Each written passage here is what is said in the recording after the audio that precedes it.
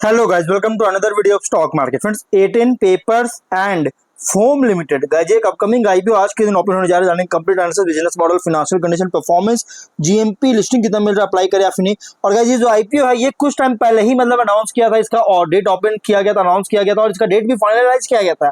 But last moment पे इस IPO का जो है सो विड्रॉ कर लिया गया था। वापस अभी फिर से आईपीओ लेकर आई है और विड्रॉ करने का रीजन क्या था? मार्केट वोलेटिलिटी बहुत ज्यादा देखने को मिल रहा था गाइस, लगभग आज से 2 महीने पहले, जिसके कारण इस आईपीओ का जो है सो मतलब कि आईपीओ जो है विड्रॉ कर लिया गया था, लेकिन अब वापस इस आईपीओ को लाया गया है, जो कि हम लोग जानेंगे इसका कंप्लीट एनालिसिस। चलिए फ्रेंड्स वीडियो को स्टार्ट करते हैं। आईपीओ जो 13 जून को ओपन हो रहा है आज के दिन, 17 जून को क्लोज किया जाएगा और 10 रुपीज का face value, 91 to 96 rupees per share की प्राइस बैंड, 1200 शेयर्स की लॉट साइज, 31.7 करोड़ का इशू साइज, 33 लाख शेयर्स का इशू किया जा रहा है। फुल्ली फ्रेश इशू आईपीओ है। Book build IPO BSE SME पे लिस्टेड किया जाएगा। सनफ्लावर ब्रोकिंग इसके मार्केट मेकर है और अलॉटमेंट डेट की फाइनलाइज किया गया है 18 जून का। 19 जून रिफंड्स रिलीज किया जाएगा। शेयर्स डीमैट अकाउंट में क्रेडिट होगा। 20 जून लिस्टिंग डेट रखा गया है और ऑफर दिया गया मतलब कि रिटेल ओनली 1 लॉट अप्लाई कर सकते हैं, 1200 शेयर्स मिलेंगे। एचएनआई मिनिमम 2 लॉट अप्लाई कर सकते हैं, 2400 शेयर्स मिलेंगे। और ऑफर दिया गया क्यूआईबी ओनली 5% का ऑफर दिया गया है। रिटेल और एचएनआई को 47.5% ईच ऑफर दी गई है। कंपनी के प्रोमोटर की बात करें, मिस्टर मोहम्मद आरिफ मोहम्मद इब्राहिम लखानी, मिसेस अमरीन लखानी इसके प्रोमोटर है, जो कि 99.9% अराउंड 100% का पूरे इशू होल्ड देखने को मिल रहा है, प्रोमोटर होल्डिंग देखने को मिल रही है। अब जीएमपी की बात करते हैं। फिलहाल कंपनी का जीएमपी 0 रुपीज का मतलब जीएमपी ट्रेड नहीं करा, इसके अकाउंटिंग लिस्टिंग बता पाना पॉसिबल नहीं है। अब बात करते हैं इसके बिजनेस को लेकर। देखिए 2019 में इनकॉर्पोरेट हुआ था, आज से लगभग 6 साल पहले इनकॉर्पोरेशन किया गया था, जो कि पेपर प्रोडक्ट सप्लाई चेन में ये की इंटरमीडियरी की तरह काम करती है, मतलब एज अ की इंटरमीडियरी ऑपरेट करता है किसमें? पेपर प्रोडक्ट सप्लाई चेन में। अगर हम बात करें, कंपनी जो है पेपर को अलग अलग मिल से सोर्स करता है, अपने पास मंगवाता है और पैकेजिंग इंडस्ट्री को, जो पैकेजिंग इंडस्ट्री में जो क्लाइंट्स काम करते हैं उनको सप्लाई करता है। जिसमें कंपनी के प्रोडक्ट्स की बात करें तो kraft paper, duplex paper, other products जो कि अलग अलग ग्रेड्स, थिकनेस, साइज में अवेलेबल होता है, जो कि ऑफर करती है। इसके अलावा कंपनी वेस्ट पेपर को भी जो है सो परचेज करता है और पेपर मिल्स को सेल करता है as a crucial raw material. Kraft paper की बात करेंगे तो ये कंपनी जैसे रिसाइकल्ड क्राफ्ट पेपर को सेल करता है पैकेजिंग के लिए, प्राइमरीली कहा तो गुजरात बेस्ड कस्टमर्स को, और वेरिंग क्रेडिट पीरियड्स पर के साथ जो सेल करती है। एब्जॉर्बेंट क्राफ्ट पेपर जो कि एब्जॉर्बेंट क्राफ्ट पेपर जो है और जो कि रिसाइकल होता है मिल्स के द्वारा, इसको सेल करती है, जो कि एज अ यूज होता है एज अ इंटीरियर डेकोर और फर्नीचर में। पेपर बैग क्राफ्ट पेपर जो कि कंपनी जो है सो durable eco friendly craft paper bags का प्रोड्यूस करता है पैकेजिंग, ग्रोसरीज के लिए, मेडिकल आइटम्स के लिए और इन सभी के लिए, जो कि कंपनी ऑफर करती है। और ट्यूब क्राफ्ट पेपर की बात करें तो ये मटेरियल मतलब कि मटेरियल्स जैसे वुड पल्प क्राफ्ट पेपर और कार्डबोर्ड के लिए जो मतलब में कार्डबोर्ड वगैरह में यूज होता है, जिससे एप्लीकेशन पर जो ट्यूब बेस्ड होता है, मतलब ट्यूब्स जो होता है उसका मैन्युफैक्चर करता है बेस्ड ऑन एप्लीकेशन। और 30 नवंबर के अकॉर्डिंग 14 एम्प्लॉइज का टीम है। और स्ट्रेंथ की बात करें, experience senior management team, variety of products है, हाई क्रेडिबिलिटी देता है बैंकर के साथ, और एग्जिस्टिंग लाइंस ऑफ क्रेडिट है 2019 से अब तक, और इन हाउस लॉजिस्टिक्स है, रेडी स्टॉक रहता है, मतलब कि रेडी स्टॉक रहता है, मतलब कि इसके स्टॉक्स में हमेशा प्रोडक्ट अवेलेबल रहते हैं, जब भी क्लाइंट्स अगर डिमांड करते हैं ये फुलफिल करती है।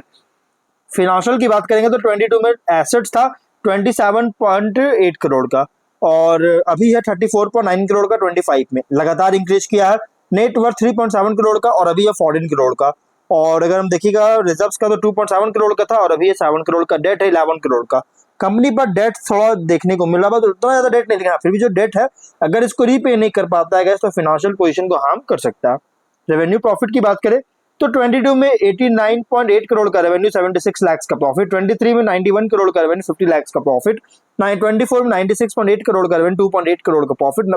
25 में 158.7 करोड़ का रेवेन्यू, 7 करोड़ का प्रॉफिट है। फिनेंशियल अगर देखा जाए ना तो स्टेबल ग्रोथ देखने को मिला टॉप एंड बॉटम लाइंस में। फिलहाल कंपनी जो है सिर्फ पेपर प्रोडक्ट सप्लाई चेन का ट्रेडिंग करती है, जो कि प्रोडक्ट्स मतलब कि सुटेबल होता है पैकेजिंग इंडस्ट्री के लिए, जो कि प्रोवाइड करता है, और business to business mode of operation में कंपनी फॉलो करता है, इसमें काम करता है। जिसमें और अगर हम बात करें तो कंपनी का financial top and bottom line से अच्छी खासी ग्रोथ देखने को मिल रहा है। और लेकिन प्राइस बैंड जो रखा गया इसके रिसेंट फिनेंशियल के अकॉर्डिंग बहुत ज्यादा प्राइस रखी गई 96 रुपीज का, एक बहुत ज्यादा हेवी प्राइस रखा गया है, हेफ्टी प्राइस रखी गई है। ROE 66.5%, ROC 43.8%, debt equity 0.8 time, RONW 50%, PAT margin 5%, price to book value 4.8%, P ratio 9.6 time का है।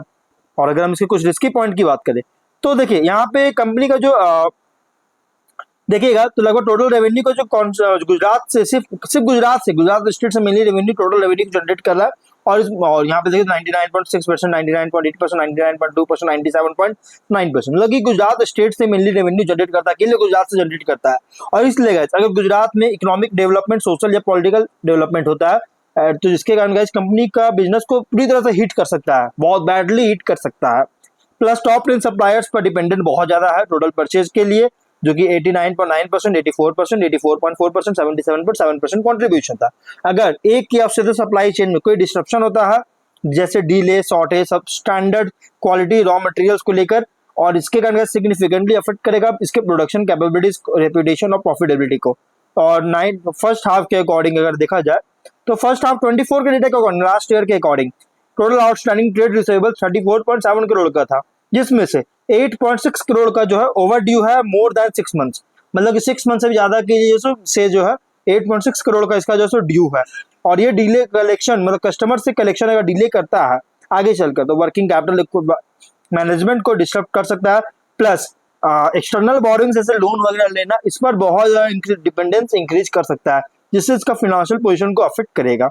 Company subsidiary promoter directors involve है लीगल प्रोसीडिंग्स में, जो कि अभी ऑनगोइंग चल रही है। एडवर्स जजमेंट के कारण बिजनेस प्रोस्पेक्ट को डेट्रीमेंटल कर सकता है। टॉप 10 कस्टमर्स पर इसका रेवेन्यू बहुत ज्यादा डिपेंड करता है, सेल्स बहुत ज्यादा डिपेंड करता है, जो कि कंट्रीब्यूशन अगर देखिएगा 28.8%, 28%, 34.6%, 36.7% कंट्रीब्यूशन था। अगर की कस्टमर्स को रिटर्न करने में फेलियर होता है या कस्टमर बेस एक्सपैंड नहीं कर पाता है, बिजनेस में लॉस होता है, तो गाइस एडवर्सली अफेक्ट करेगा इसके बिजनेस को और फाइनेंशियल स्टैंडिंग को। फर्स्ट हाफ के according total financial indebtedness 10.9 crore का, और इसलिए अगर उसको रिपेयर नहीं कर पाता फाइनेंशियल पोजीशन को हार्म कर सकता है, जो मैंने ऑलरेडी आपको भी बताया। जीएमपी फिलहाल ट्रेड नहीं कर रहा है, इसलिए लिस्टिंग बता पाना पॉसिबल नहीं है। ऑब्जेक्टिव क्या है? Capex, working capital requirement, general corporate के लिए फंडिंग चाहती है, इसके लिए आईपीओ लेकर आया है। देखिए ओवरऑल कंपनी जो है ना 24 सरप्राइजिंग बूस्ट देखने को मिला है इसके बॉटम लाइन में, और ये सिर्फ डाउट ही क्रिएट नहीं कर रहा बल्कि सस्टेनेबिलिटी को लेकर कंसर्न रेज कर रहा है। लेकिन गाइस अगर हम बात करें इसमें अप्लाई करना चाहिए या फिर, देखिए बहुत ज्यादा रिस्की इन्वेस्टर है तो आप कंसीडर कर सकते हैं, लेकिन आप रिस्की इन्वेस्टर नहीं तो गाइस आप इसको इग्नोर कर सकते हैं। थोड़ा रिस्की आईपीओ है क्योंकि बहुत सारे कॉम्पिटिशन इसमें देखने को मिल रहा है, बहुत ही कॉम्पिटेटिव सेगमेंट में ऑपरेट कर रहा है, इसलिए अगर आप इसमें रिस्क लेना चाहते तो आप कीजिए, अदरवाइज आप इसको इग्नोर कीजिए। फाइनल डिसीजन जो भी लीजिएगा आपने रिस्क पर लीजिएगा, ये कोई रिकमेंडेशन वीडियो नहीं है।